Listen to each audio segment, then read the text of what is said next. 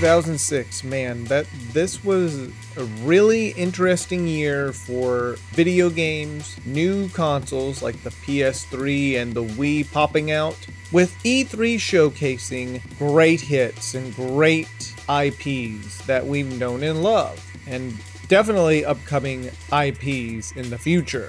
But not just that, even games that came out this year. This was a childhood year of mine. While certain points of it were, alright, and some were actually exciting. It was my first discovery in a long time of Super Smash Bros. After I had somewhat forgotten about it and then remembered it. And seeing just the trailer of Brawl, that was awesome. Heck, even seeing Snake in there is like, what the heck? Why is he in Smash? But not just that. Resistance Fall of Man, I was really interested in that at the time. I have a lot of fond memories, especially near the end of 2006. All the great stuff coming out. And a lot of great IPs that will follow up in the future.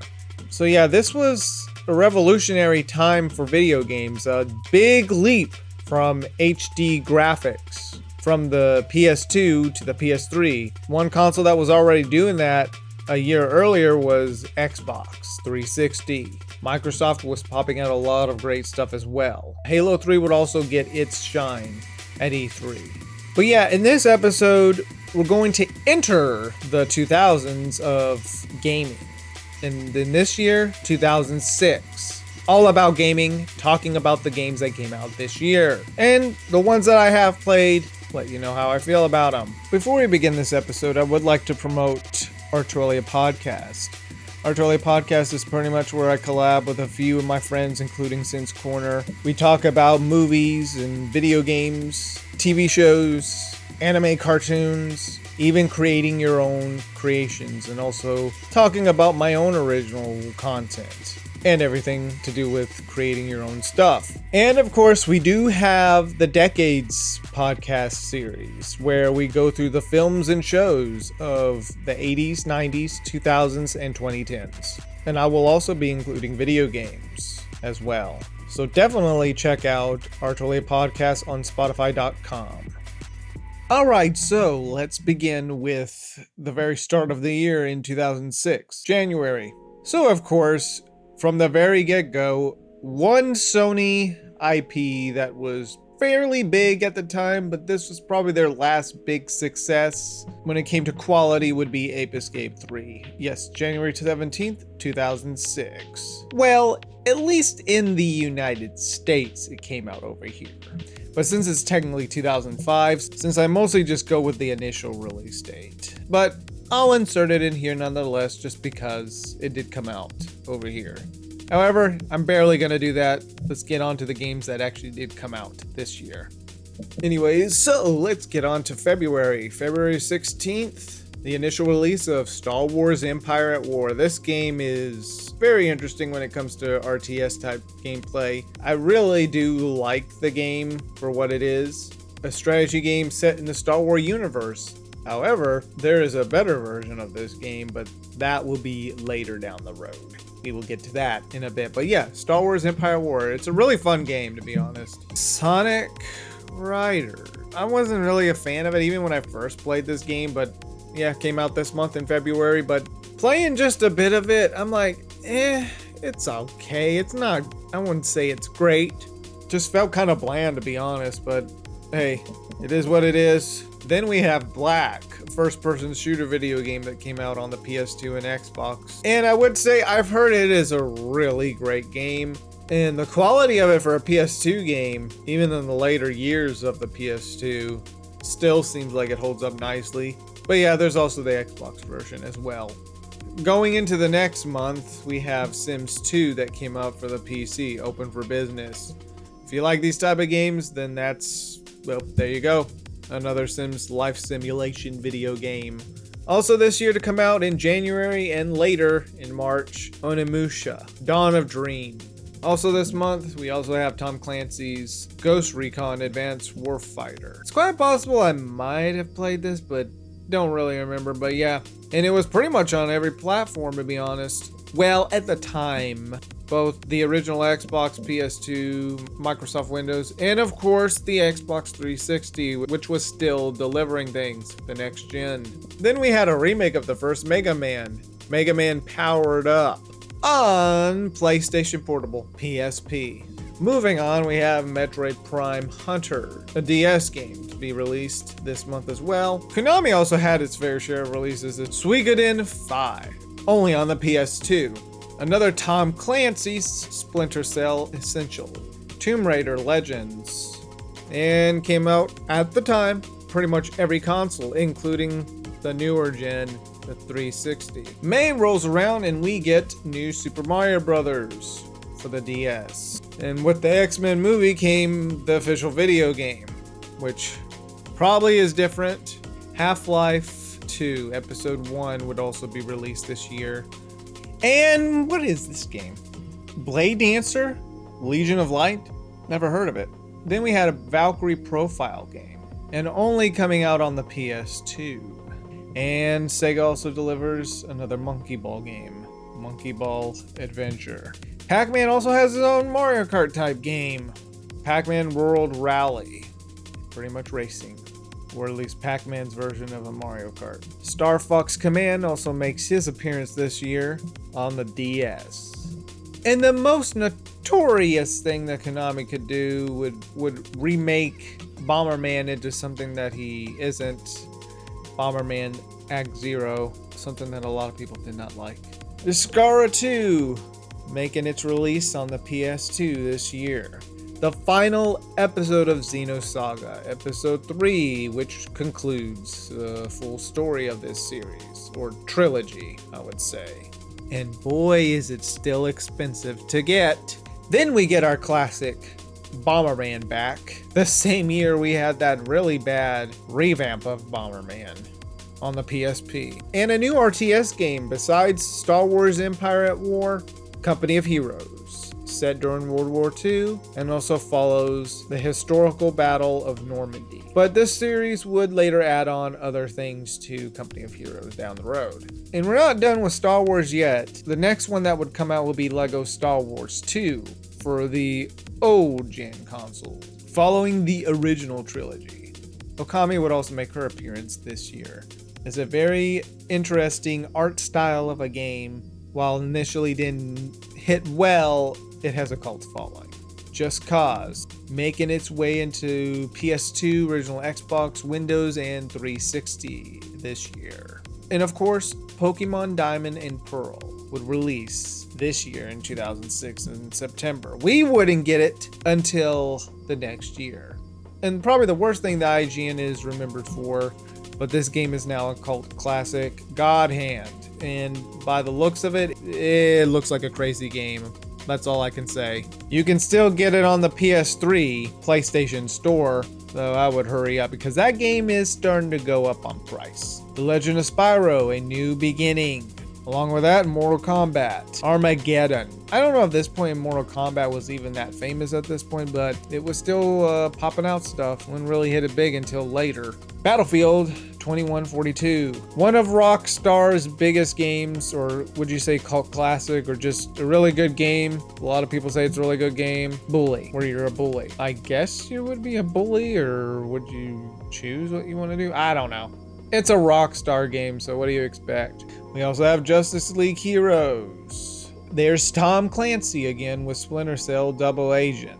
Also coming out on every console. Destroy All Humans 2, sequel to the first.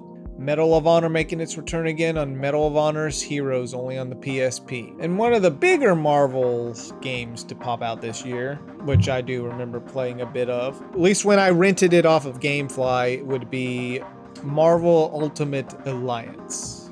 And I remember I really had a fun time with it. When it comes to crossovers like that, there is also a Nickelodeon crossover, Battle for Volcano Island. Phantasy Star Universe, another Sega game to come out on the PS2, Windows, and 360. Now back to Star Wars Empire at War. Probably the better version of the game is Star Wars Empire at War, Forces of Corruption, where there's a third party at hand, organized crime syndicate led by Typer Zahn. Overall, I do think it's a better version because it gives you new units, new ships, a lot of other extra features in the game than in the original. While the original was good, this one is better. And of course, you could add all the mods. But yeah, really, really good game if you like Star Wars. ATV Off-Road Fury Pro. And we get another ATV Off-Road Fury 4.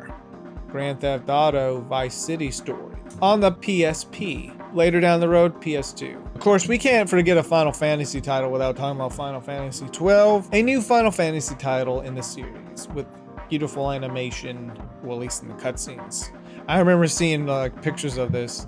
The girl with the bunny ears. What? Killzone Liberation on the PSP. Of course, one of the bigger first-person shooters would be Call of Duty 3, going right back to World War II. Released on basically every console, from the old to the new. Guitar Hero 2 coming out first on PS2 of this year. Gears of War would also make its first appearance in November of 2006. SOCOM US Navy SEALs Combined Assault being released on the PS2. Nintendo also bringing another game on the DS, Yoshi's Island DS. And unfortunately, one big catastrophe, and I guess would you say it would be a meme at this point? I'm not sure. Would be Sonic the Hedgehog, the 06 Sonic the Hedgehog. Oh man, that game is torturing in a lot of ways for Sonic. It could have been something better, really. Not sure if this game is any good. Haven't played it. Untold Legends Dark Kingdom. However, Sonic did get another game, Sonic Rivals, which I would assume is probably a lot better than Sonic 06. Resistance Fall of Man, the first new IP for PlayStation. And I remember looking into this thing, I'm like, man, this looks cool. Especially for the PS3. Rayman Raving Rabbids, a crossover game, also making his debut. And my gosh, one crazy game, Sneak. Did anybody play that? Anybody play that? Of course, another Monkey Ball game, Super Monkey Ball Banana Blitz for the Wii. The Legend of Zelda Twilight Princess, probably one of the darker games in the series. It has a more darker tone, which I actually don't mind. I like darker tones, especially in a Nintendo series like this. Especially Legend of Zelda would seem like that type. Well, Twilight Princess gives you that. Wii Sports, probably one of the biggest, and I gotta say biggest success for a console because it came with the console. And the motion is also just really cool. Big technology, I will say. And it's just a fun game, even if it's short. Still fun. Again, Tom Clancy's Rainbow Six Vegas. The Elder Scrolls 4 Knights of the Nine. Also making its debut on Windows and 360. Later down the road, PS3. And I gotta say, Gary's Mod makes your dreams come true. At least before Source Filmmaker. But yep, made its debut here in 2006. Cartoon Network Racing on the PS2 and DS. Metal Gear Solid Portable Ops, another in the Metal Gear series. Not directed by Hideo Kojima, but he was the producer of the game. At least a side game for people to have fun with until the fourth game would come out.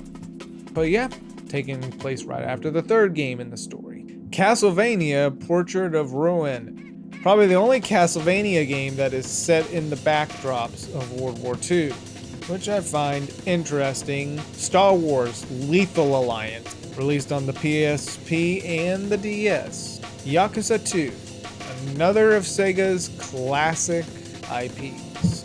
Coming out on the PS2 this year in the final month. We wouldn't get it until 2 years later, and pretty much the rest of the world for that matter.